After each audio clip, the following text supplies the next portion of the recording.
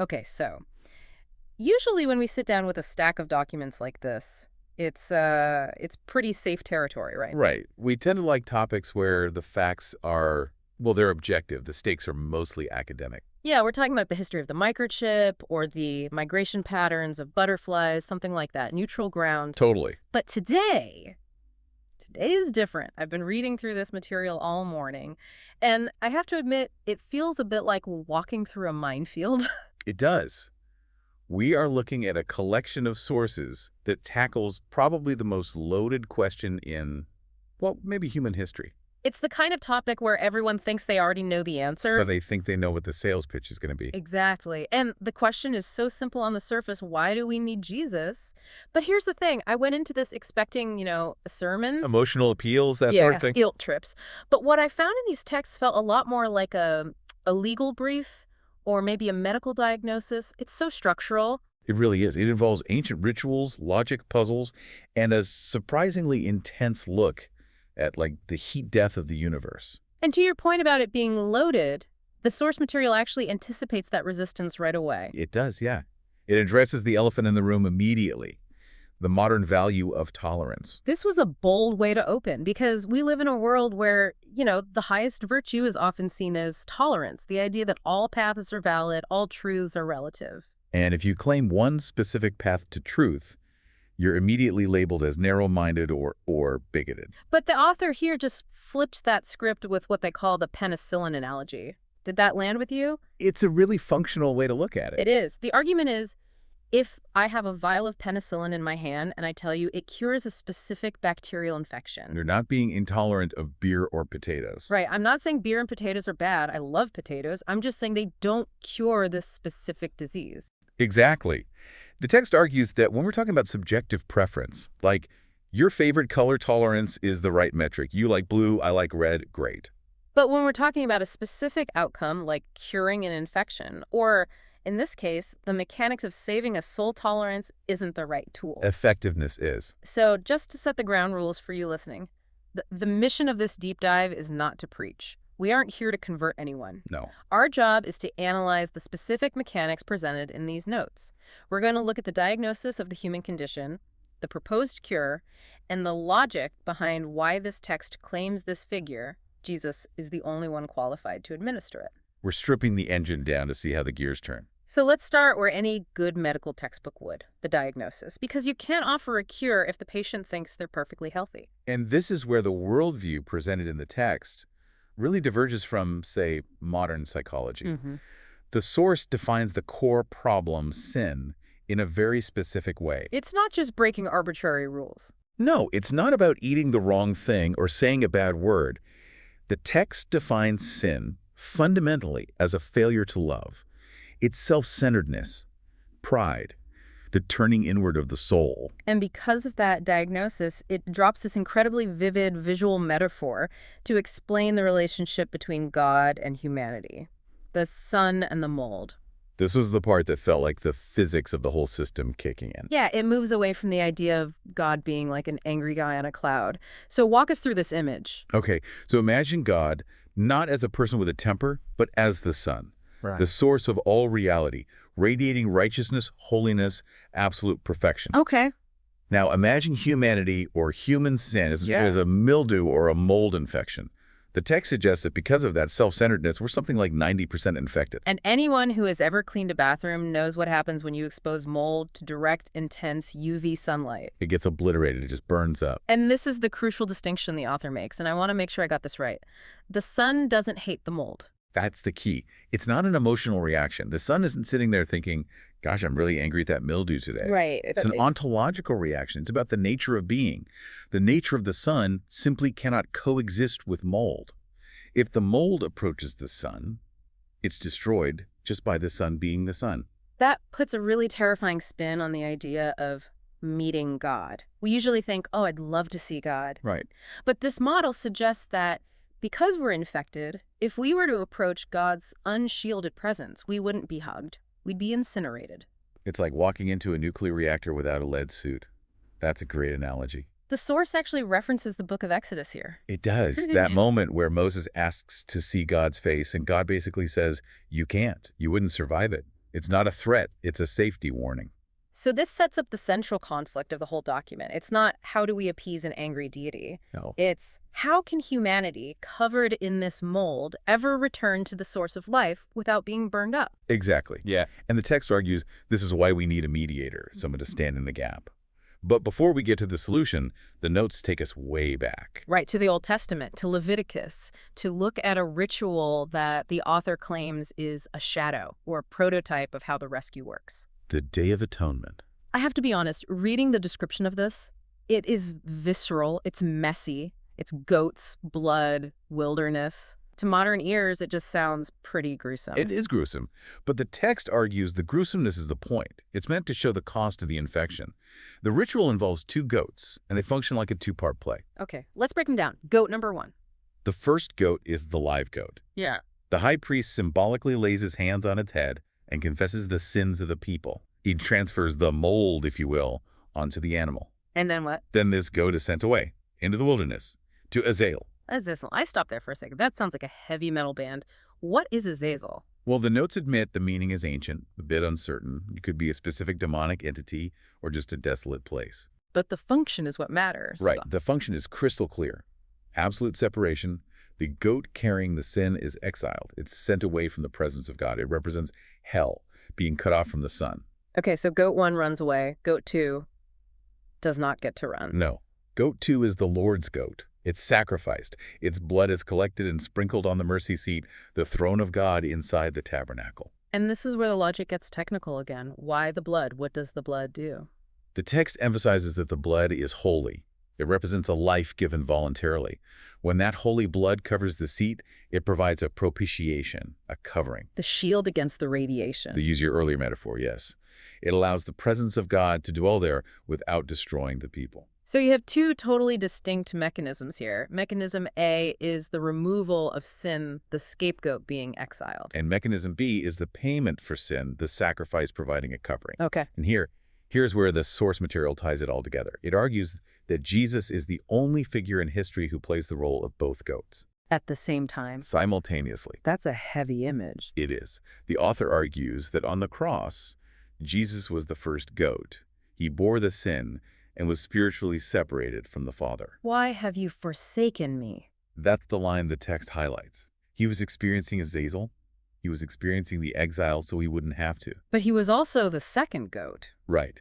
His holy blood was shed to provide the covering that lets the mold exist in the presence of the sun. Okay, so that's the ancient ritual side of things, the language of sacrifice. But then the author jumps to a completely different, much more modern analogy. I appreciated this one too. As a science geek, yeah. They talk about convalescent plasma therapy. Yes, this brings it right into the 21st century. For anyone who remembers the early days of the pandemic or just knows biology, this is a powerful comparison. So how does the text apply this to theology? Well, in plasma therapy, how do you cure a patient who's dying of a virus they can't fight?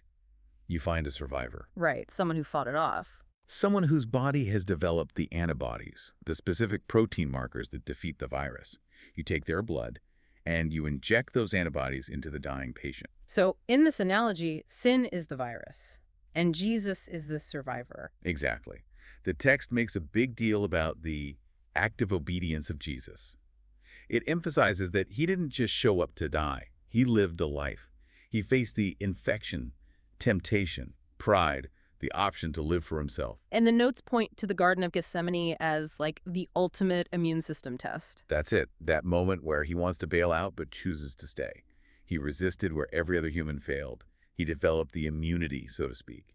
He maintained perfect love and obedience. And this leads us to that theological term the notes highlighted in bold, double imputation. Which sounds like financial jargon. It really does, like something my accountant would tell me I messed up on my taxes. And actually, that's a helpful way to think about it.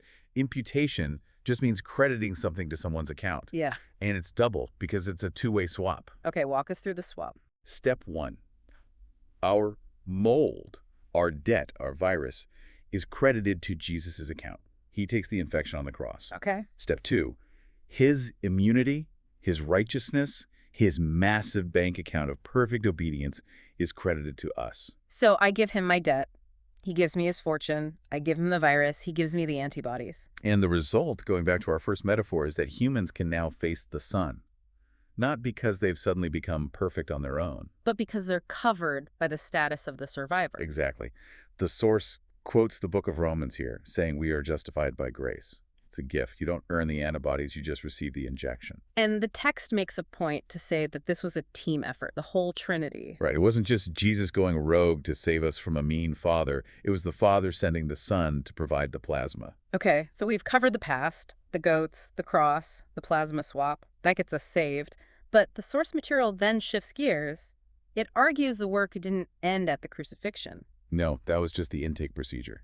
So what is Jesus doing now? This is the section on sanctification, and this is where the rubber meets the road for daily life. This section had a lot of metaphors. It seems the author really wants to show that Jesus is active, not just a historical figure on a shelf.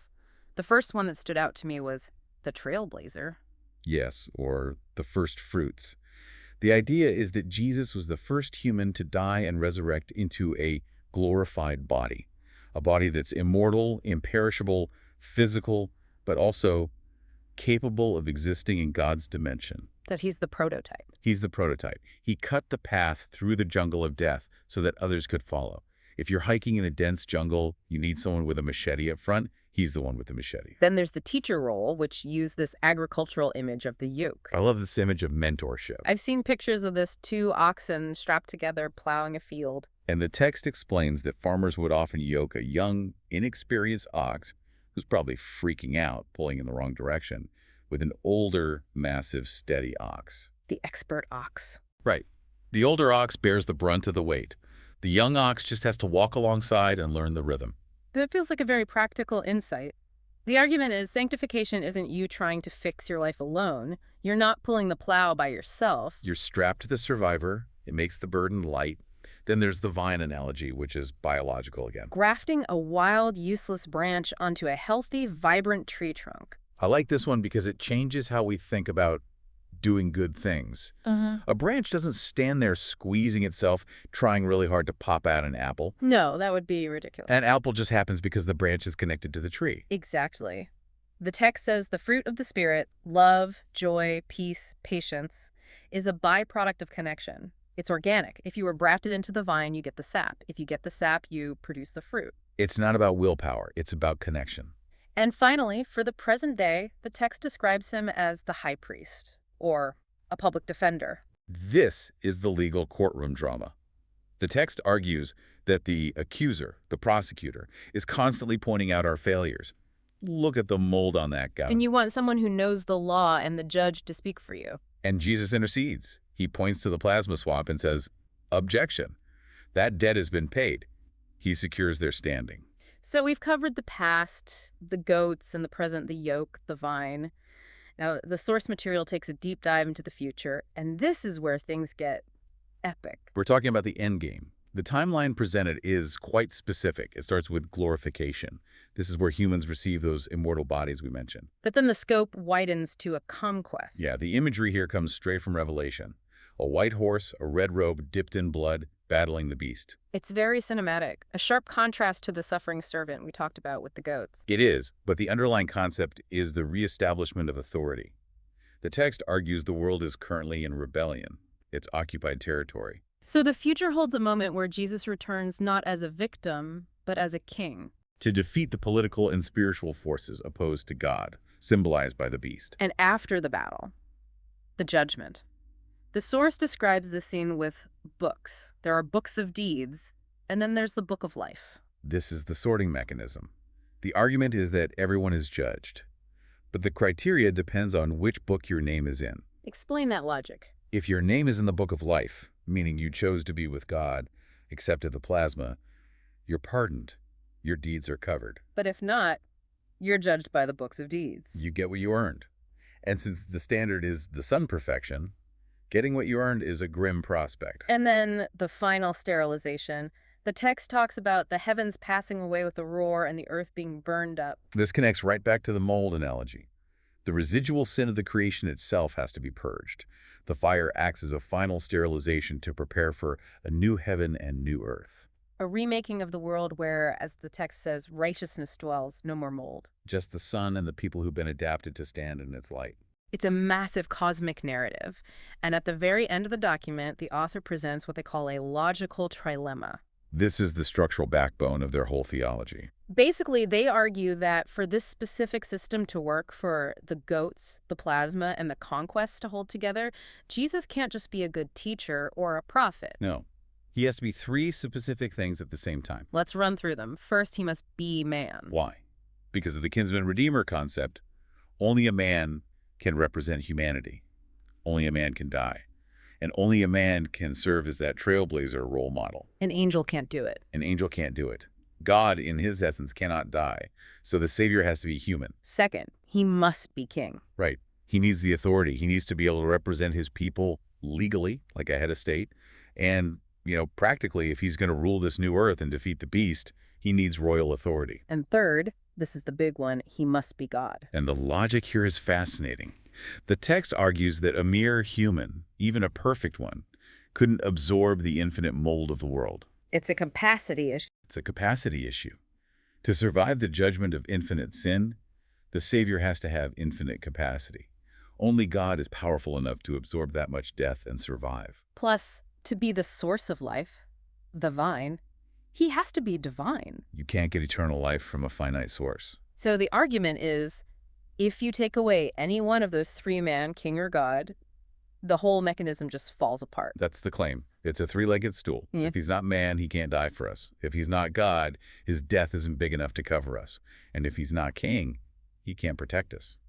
Despite all these mechanics, the goats, the plasma, the burning world, the source ends on a surprisingly gentle note. It circles back to the why. Yes. It emphasizes that the driving force isn't the mechanics, it's grace. The author references the story of the prodigal son. The classic story of the son who takes his inheritance, blows it all, and comes home expecting to be a hired hand. But the father runs out to meet him. And the text uses that to drive home the point that God isn't looking for skilled laborers. He's looking for a restored relationship. He waits expectantly. It shifts it from a legal framework to a relational one. It does. That brings us to the final thought that really stuck with me. It's about the difference between how human judges view us and how this text claims God views us. This was a profound insight to end on. The author points out that human judges are retrospective. They're limited. If you go to court today, the judge can only judge you based on your past, what you did. Right. Did you steal the car? Yes or no? But the text argues that an omniscient God acts differently. Because of the plasma swap and because of the vine connection, God judges you based on who you will become. That's a mind bender. It is. If you're grafted onto the vine, God sees the future glorified version of you. He sees the masterpiece you will be in eternity. Perfect, loving, whole. Not just the struggling, moldy apprentice you are today. And it completely shifts the concept of justice from retrospective punishment to prospective restoration. It changes the question from what have you done to where are you going? And according to this source, providing the way to get there, the antibodies, the path, and the covering is exactly why we need Jesus. A very thorough answer to a very big question. Well, there you have it.